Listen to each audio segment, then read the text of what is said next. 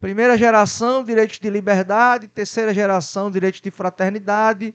Segunda geração, direito de igualdade. Quarta, solidariedade. Quarta, igualdade. Qual é a resposta correta? Letra C, segunda geração, direitos de igualdade. Então, 14ª questão é a nossa letra C, tá certo? Pergunto, alguma dúvida até aqui? Alguma pergunta? Não tem mistério. Assim. Treinamento difícil, combate fácil. É assim. Parece que é brincadeira, né? É assim. Veja que você está vendo aí, ó, tem questão de oficial, tem questão de soldado, questão de diversas bancas. É exatamente desse jeito, cara. Não se preocupe que você vai se deparar com questões exatamente desse jeito aí.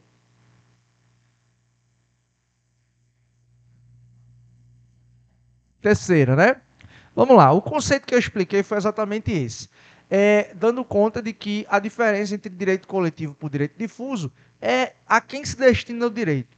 Se eu conseguir saber quem é que está usufruindo daquele direito e como ele está usufruindo, ele é um direito coletivo. E se eu estou falando de um direito difuso, eu estou dizendo que ele é um direito extensível a todos nós, mas é a todos indeterminadamente. Eu não tenho como individualizar quem usufrui mais ou menos daquele determinado direito. Como é? Não entendi a primeira parte.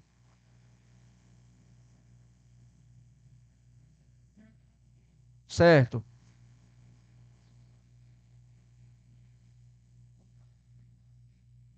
Terceira dimensão.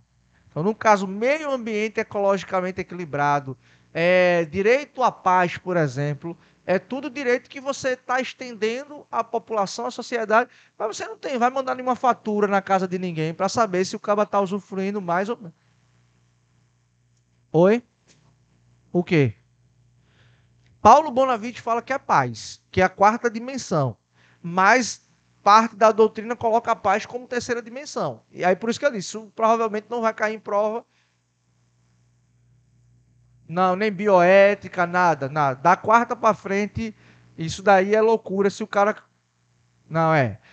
É bom saber alguma coisinha, mas o normal aqui é até a terceira dimensão, tá certo? Então é assim, cara, não tem mistério não, viu?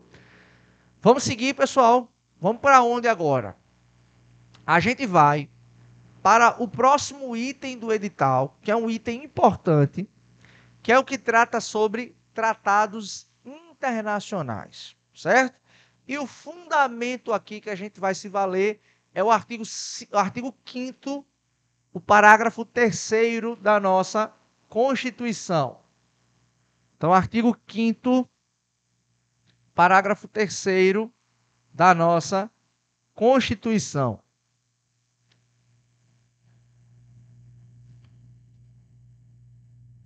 Artigo 5º, parágrafo 3º da nossa Constituição.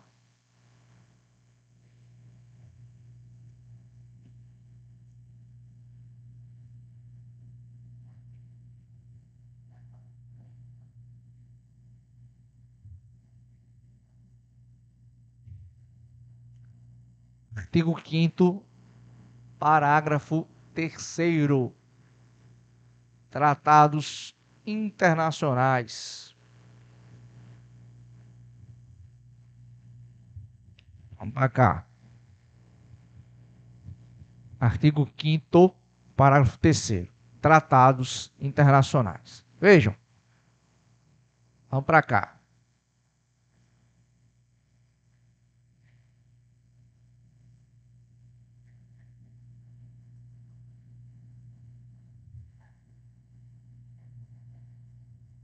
Ok? Tratados internacionais. É o que, rapaz? Tá aperreado, com dinheiro. Daqui a pouco vocês vão se aperrear menos com a prova. Relaxa. Segue o baile. Vamos para cá. Presta atenção.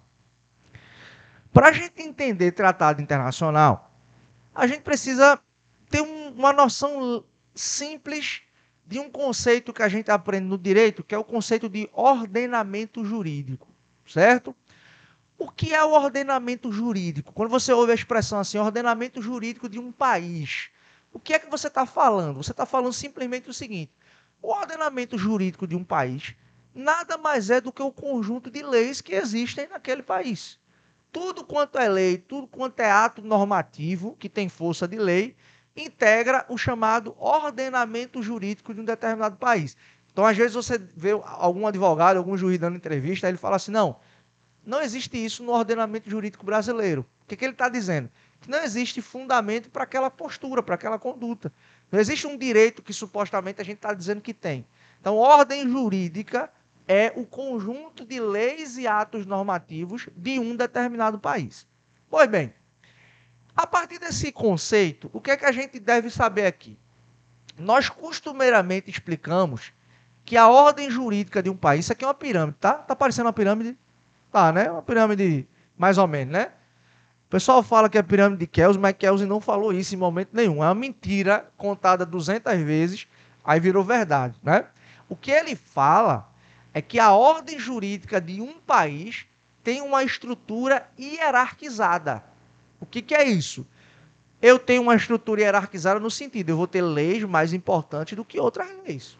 Então, em alguma medida, eu vou ter uma situação de eu tenho uma lei que é mais importante e que as que estão abaixo dela vão precisar respeitá-la, sob pena de serem invalidadas. Então, em momento algum, ele fala de pirâmide, de pirâmide, ele fala de uma estrutura de ordem jurídica hierarquizada. Aí a gente aqui no Brasil, que gosta de inventar as coisas, pirâmide de Kelsen, pirâmide de Kelsen. Isso não existe, tá? Em nenhuma obra ele fala sobre isso. Mas tudo bem. O que essa pirâmide aqui nos ensina, né? Porque vejam, se eu tenho então uma estrutura jurídica, se eu tenho então uma estrutura jurídica hierarquizada, eu preciso observar o seguinte detalhe, tá, pessoal? Eu preciso observar o seguinte detalhe. Se eu tenho uma estrutura hierarquizada, como é que vai funcionar isso daqui? Qual é a norma mais importante de um país? A Constituição, certo? Então eu tenho aqui, ó, no vértice da pirâmide, vou colocar já na realidade da gente. No vértice da pirâmide, a Constituição Federal de 88. Abaixo da Constituição Federal de 88, eu tenho as leis, né, do país. Então, lei complementar, lei ordinária, medida provisória, etc. e tal. Aí, veja, voltando aqui mais para baixo, eu tenho, né, atos normativos em geral, portarias, decretos, resoluções, não sei o que, não sei o que, não sei o que, certo? E aqui mais para baixo, isso vai depender de autor para autor, mas eu tenho aqui, ó, atos infra legais. E aqui vai mudando, tá certo? Aqui vai mudando. Pois bem, isso daqui então, pessoal, é a ordem jurídica de um determinado país, modestamente falando, organizado hierarquicamente em forma de pirâmide. No vértice, a Constituição. Tudo que está abaixo da Constituição deve respeitar o que ela diz por causa dessa relação hierarquizada. Beleza? Aí veja, qual é a importância da gente estudar tratados internacionais e ter essa noção introdutória aqui? A importância é a seguinte: e quando um tratado internacional entra dentro da ordem jurídica do país? Qual é a postura? Onde é que ele vai entrar aqui? Onde é que ele vai ficar? Aqui, aqui, aqui, aqui. Beleza? Entenderam o porquê da pergunta? Quando um tratado internacional ele entra no Brasil, qual é a posição que ele vai ocupar? Daqui a pouco a gente vai saber. Mas antes disso, vamos só recapitular as coisas aqui, tá? Um tratado internacional, portanto, é um documento internacional em que um país soberanamente diz: eu quero fazer parte desse documento, eu quero seguir, eu quero ser signatário. Então o país vai lá e diz: eu quero ser signatário desse documento internacional. Só que quem é que diz primeiro que o país quer ser signatário? Aqui no Brasil, isso está lá no artigo 84. A competência para celebrar tratados internacionais, vamos pegar essa informação, tá? Então, a competência para celebrar tratados internacionais é do presidente da República. Então, o presidente da República, que é o representante máximo do nosso país, ele quem tem a competência para celebrar tratados internacionais. Então, funciona mais ou menos assim. Pois não, privativa, tá? Ela está lá no artigo 84, ela é uma competência privativa do presidente. Então, perceba o seguinte aqui, tá? O presidente está lá no artigo 84 como competente para celebrar tratados internacionais.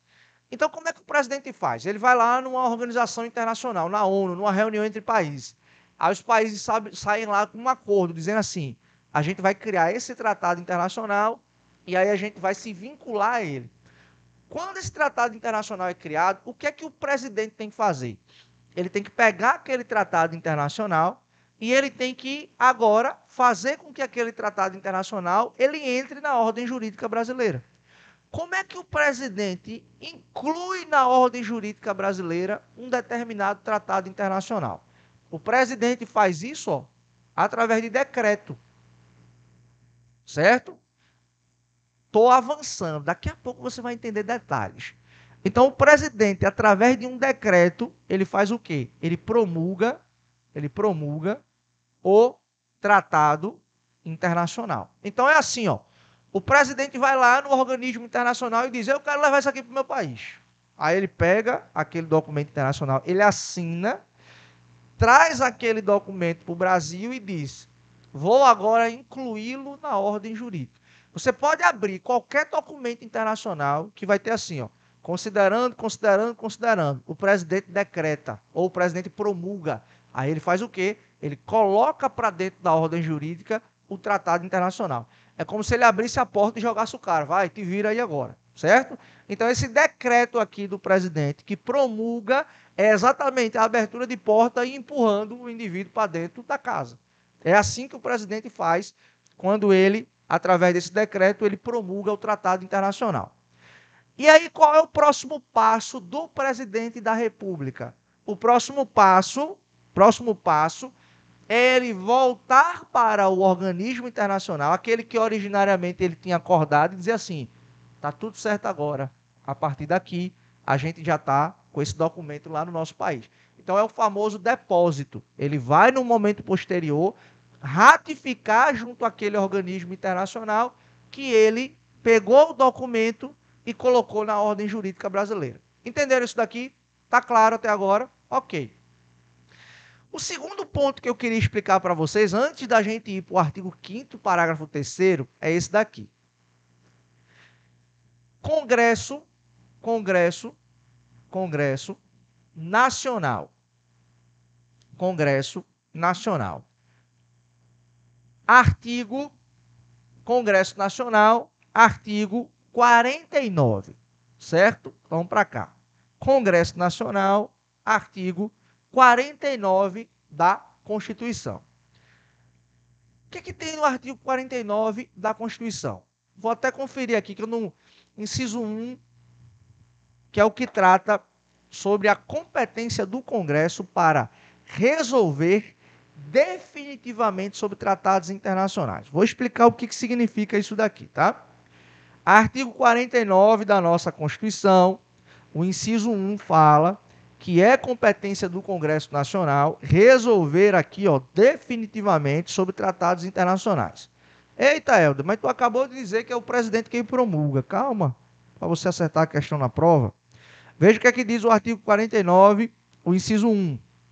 Ele fala assim, ó, é da competência exclusiva do Congresso Nacional, inciso 1, resolver definitivamente sobre tratados, acordos ou atos internacionais que acarretem encargos ou compromissos gravosos ao patrimônio nacional. Então vamos para cá. Atenção a essa palavra, encargos ou compromissos aqui, ó, gravosos. Deixa eu anotar isso daqui. Encargos ou compromissos gravosos ou compromissos gravosos. Ao quê? Ao patrimônio nacional. certo? Ao patrimônio nacional. Deixa eu explicar isso daqui, pelo amor de Deus. Helder, você vai enlouquecer minha cabeça, porque você está falando do presidente aqui, que é quem abre a porta e empurra o tratado para dentro da casa, e você acabou de ler no artigo 49, inciso 1, que diz assim, que é de competência do Congresso Nacional resolver definitivamente sobre tratados internacionais que acarretam encargos ou compromissos gravosos ao patrimônio nacional. Tem duas situações aqui que a gente precisa diferenciar. Imagine o seguinte, que o presidente da República vá lá no organismo internacional e os países estão se juntando para fazer o seguinte, para realizarem um tratado internacional, para que os países que sejam signatários façam grandes obras de infraestrutura no país para melhorar a logística no transporte de soja, por exemplo. Os países produtores de soja se juntaram e aí celebraram um tratado internacional para que os países se obriguem a criar, fazer grandes obras de infraestrutura para melhorar a logística na transposição do produto. Minha pergunta é a seguinte, quando o presidente da República vai lá no tratado internacional, no organismo internacional, e ele faz o quê? Ele diz, vamos embora levar isso para o meu país. A minha pergunta é, isso vai gerar algum tipo de gasto para o Brasil ou não?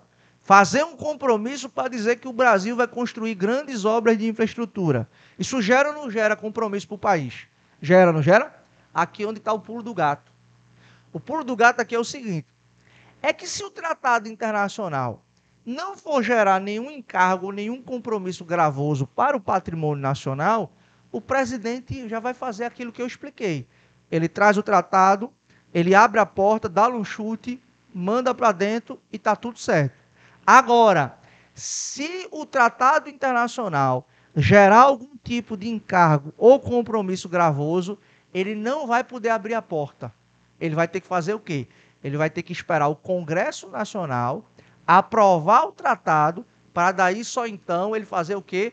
Com o selo do Congresso Nacional, ele abrir a porta e mandar o tratado para dentro do país. Compreenderam a diferença? Então, se não tem encargo nem compromisso gravoso, o presidente faz tudinho. Mas se tem encargo ou compromisso gravoso, antes do presidente mandar para dentro do país, tem que ter aprovação do Congresso Nacional. Certo? Oi? Não, não. Vamos chegar lá. Isso aqui é para não confundir na prova. A gente deixa tudo organizadinho. A gente deixa tudo organizadinho, tá certo? Mentalizaram isso aqui que eu acabei de dizer?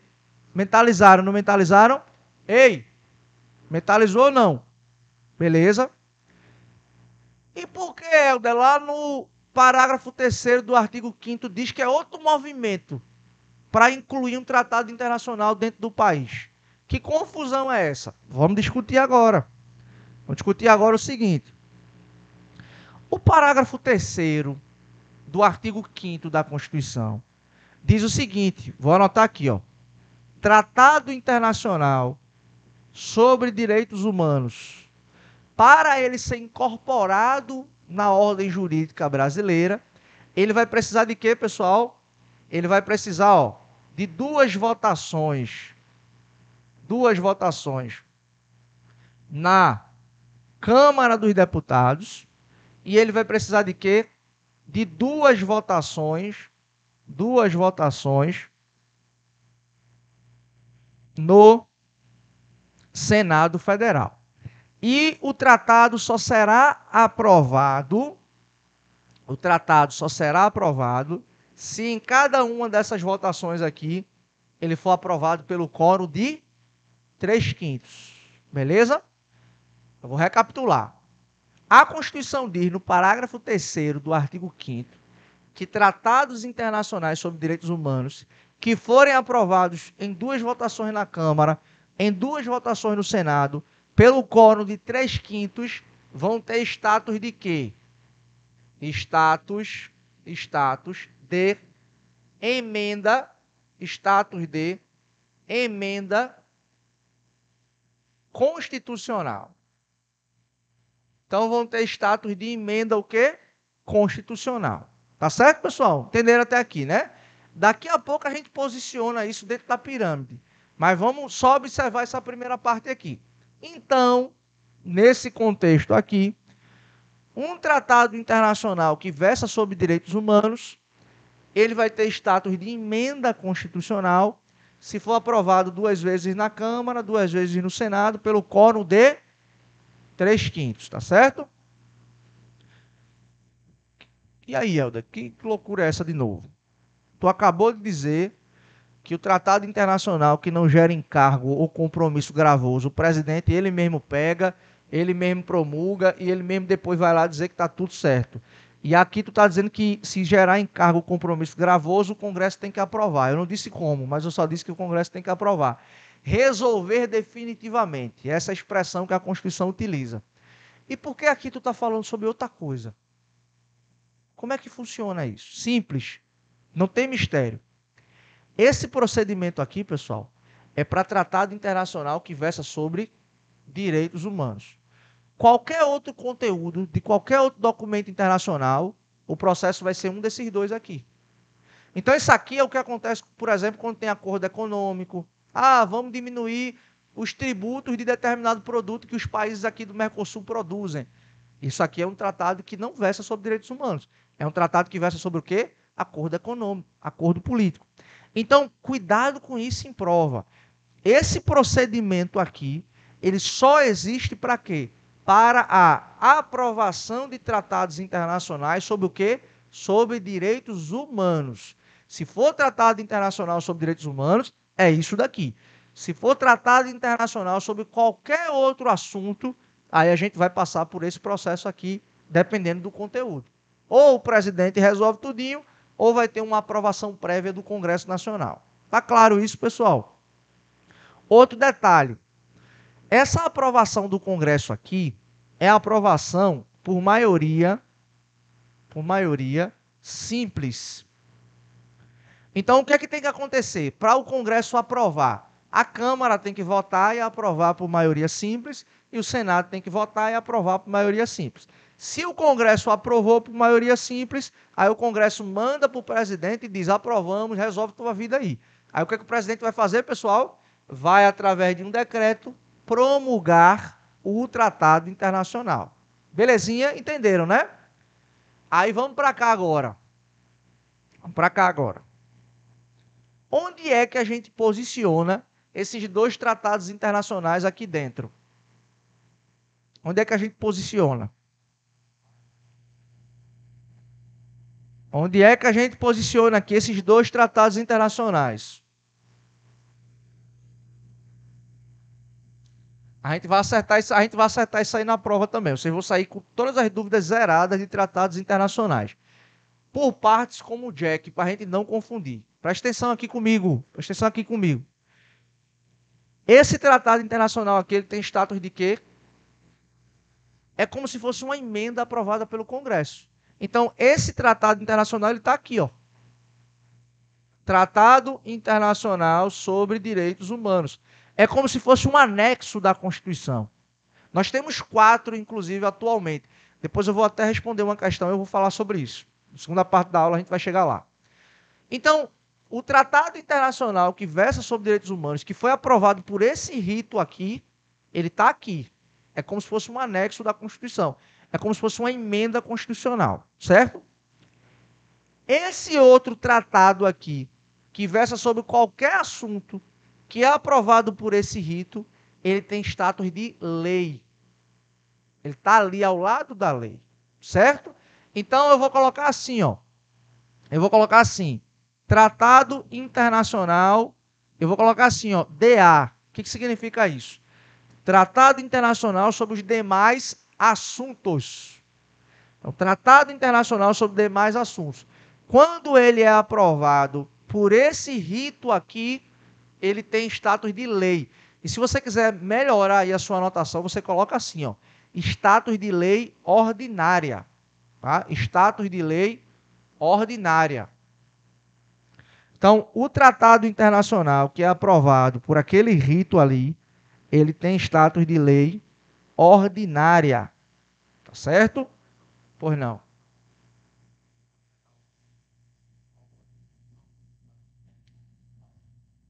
A gente vai chegar lá. Que tem uma posição da OCP para a gente responder na prova, tá certo? A gente vai chegar lá. Claro isso daqui? Deixa eu explicar.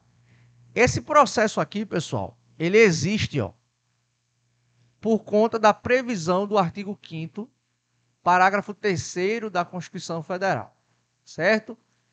Esse parágrafo 3º, ele foi inserido na Constituição pela emenda constitucional número 45 de 2004. Então, de 2004 para cá, o Tratado Internacional ou tem status de emenda, se for aprovado por esse rito, o Tratado de Direitos Humanos, ou se for sobre os demais assuntos, ele vai ter que passar por esse rito, e aí, se aprovado, ele vai ter status de lei o quê? Ordinária. Ele está exatamente aqui, beleza? Tratado Internacional, desde a emenda constitucional 45 de 2004, vão ocupar essas duas posições. O que vocês falaram aí? Supralegal é outra discussão. Que discussão foi essa? É que nós tínhamos já aqui no Brasil tratados internacionais sobre direitos humanos, antes dessa emenda 45 de 2004. Aí qual foi a pergunta que se fez? A pergunta foi simples.